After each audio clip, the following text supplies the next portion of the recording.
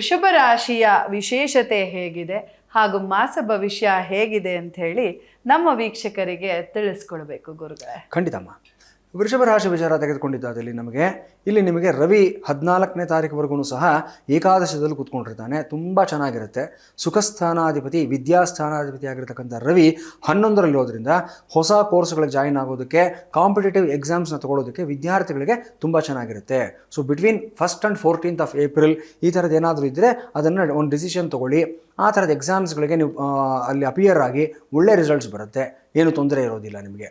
14ರ ನಂತರ ರವಿ ನಿಮಗೆ ವ್ಯಯಸ್ಥಾನಕ್ಕೆ ಬಂದಾಗ ಮಾತನ್ನು ಸ್ವಲ್ಪ ಹತೋಟಿಲಿ ಇಟ್ಕೋಬೇಕು. ರಿಸ್ಕ್ ಟೇಕಿಂಗ್ ನೇಚರ್ನ ಕಡಿಮೆ ಮಾಡ್ಕೋಬೇಕಾಗತ್ತೆ. ದೊಡ್ಡವ್ರನ್ನ ಎದುರು ಹಾಕೊಳ್ಳೋದಕ್ಕೆ ಹೋಗಬಾರ್ದು. ನೀವು ಕೇರ್ಫುಲ್ ಆಗಿರಿ. ಎಲ್ಲಾದರೂ ಕೆಲಸ ಕಾರ್ಯಗಳಿಗೆ ನಿಧಾನ ಆಗ್ತಾ ಇದೆ, ಒಂದು ಗೌರ್ಮೆಂಟ್ ಆರ್ಗನೈಸೇಷನ್ ಆಗಲಿ ಮತ್ತೊಂದು ಕಡೆ ಆಗಲಿ ಹೋಗಿದ್ದೀರಾ ಅನ್ನೋದಾದರೆ ಸ್ವಲ್ಪ ನಿಧಾನವಾಗಿ ಹೋಗಿ. ಅಲ್ಲಿರೋ ಅವ್ರ ಪೊಸಿಷನ್ ಆಗಲಿ ಅವರ ಒಂದು ಸ್ಥಾನ ಆಗಲಿ ಇದಕ್ಕೆ ಗೌರವ ಕೊಟ್ಟು ಯಾವುದನ್ನು ಸಹ ನೀವು ತಾಳ್ಮೆ ಕಳ್ಕೊಳ್ಳೋದೇ ಕೆಲಸ ಮಾಡೋದಕ್ಕೆ ಪ್ರಯತ್ನ ಮಾಡಬೇಕಾಗತ್ತೆ. ಇನ್ನು ಕುಜ 11ನೇ ಮನೆಯಲ್ಲಿರುವಾಗ ವ್ಯಯಾಧಿಪತಿ ಸಪ್ತಮಾಧಿಪತಿ ಎರಡೂ ಆಗಿ 11ರಲ್ಲಿ ಕೂತ್ಕೊಂಡಿರೋದ್ರಿಂದ ಲಾಭಗಳನ್ನ ತಂದುಕೊಡ್ತಾನೆ ನಿಮಗೆ. ಹೇಗೆ ಅಂತಂದರೆ 3, 6, 11ರಲ್ಲಿ ಉಪಚಯ ಸ್ಥಾನಗಳು ಅಂತ ಹೇಳ್ತೀವಿ. ಇಲ್ಲಿ ಪಾಪಗ್ರಹಗಳಿದ್ದಾಗ ಶುಭ ಫಲಿತಾಂಶಗಳನ್ನು ಕೊಡ್ತಾರೆ. ಸೊ ಒಂದಷ್ಟು ಜನ ಶತ್ರುಗಳು ನಿಮ್ಮ ಜೊತೆಯಲ್ಲಿ ರಾಜಿ ಆಗುವಂಥ ಸಾಧ್ಯತೆಗಳಿರುತ್ತೆ. ಸಾಧಾರಣವಾಗಿ ವೃಷಭ ರಾಶಿಯವರು ಶತ್ರುಗಳು ಅಂತ ಬಹಳ ಕಡಿಮೆ ಇರ್ತಾರೆ. ಯಾಕಂದರೆ ಶಾಂತ ಸ್ವಭಾವ, ಒಂದು ಸತ್ಯವಾದಂಥ ಮಾತು, ಹಿತವಚನಗಳು ಈ ರೀತಿಯೇ ಇರತಕ್ಕಂಥದ್ದವರು. ಅವ್ರ ಮುಖಭಾವನೂ ಅಷ್ಟೇ ತುಂಬ ಒಂದು ರೀತಿಯಲ್ಲಿ ಅಪೀಲಿಂಗ್ ಆಗಿರುವಂಥದ್ದು. ಸೊ ಹಾಗಾಗಿ ಎಲ್ಲ ರೀತಿಯಲ್ಲೂ ಸಹ ಜನಗಳಿಗೆ ಹೊಂದ್ಕೊಂಡು ಹೋಗುವಂಥ ಸ್ವಭಾವ ಇರುತ್ತೆ ವೃಷಭ ರಾಶಿನವ್ರಿಗೆ. ಎಲ್ಲೋ ಒಬ್ಬೊಬ್ಬರು ಅವ್ರಿಗೆ ಅವ್ರ ವೈಬ್ಸ್ಗೆ ಕನೆಕ್ಟ್ ಆಗದೆ ಇರುವಂಥವ್ರು ಒಂದಷ್ಟು ಜನ ಇರ್ತಾರೆ. ಆ ಥರದವರು ಕೂಡ ಇವಾಗ ನಿಮಗೆ ಮಿತ್ರರಾಗುವಂಥ ಒಂದು ಸಾಧ್ಯತೆಗಳಿರುತ್ತೆ.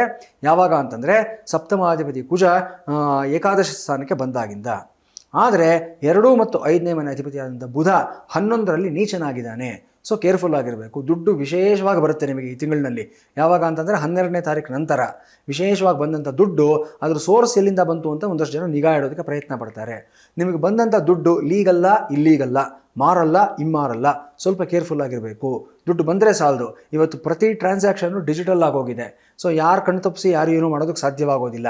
ಸೊ ಎಚ್ಚರಿಕೆಯಿಂದ ಇರಿ. ಯಾರಾದರೂ ನಿಮಗೆ ನಿಮ್ಮ ಅಕೌಂಟ್ಗೆ ಎಕ್ಸ್ಟ್ರಾ ಅಮೌಂಟ್ ಹಾಕಿದ್ದಾರೆ ಅಂತಂದರೆ ಅಯ್ಯೋ ಸಾರ್ ಇಟ್ಕೊಂಡಿರಿ ಪರವಾಗಿಲ್ಲ ಎಲ್ಲೋ ಹೋಗುತ್ತೆ ಅಂತ ಅವ್ರಂತಾರೆ.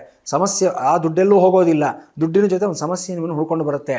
ಕೇರ್ಫುಲ್ ಆಗಿರಿ. ಬೇನಾಮಿ ಅಮೌಂಟ್ಗಳನ್ನು ಯಾರು ಈ ತಿಂಗಳಿನಲ್ಲಿ ಹ್ಯಾಂಡಲ್ ಮಾಡೋದಕ್ಕೆ ಹೋಗಬೇಡಿ. ವೃಷಭ ರಾಶಿನವರು ಕೇರ್ಫುಲ್ ಆಗಿರಿ. ಇನ್ನು ಮುಖ್ಯವಾಗಿ ನೀವು ನೋಡ್ಕೋಬೇಕಾಗಿರುವಂಥದ್ದಂದರೆ ಶುಕ್ರ ನಿಮ್ಮ ರಾಶಿಗೆ ಪ್ರವೇಶ ಮಾಡ್ತಾ ಇದ್ದಾನೆ 19ನೇ ತಾರೀಕು.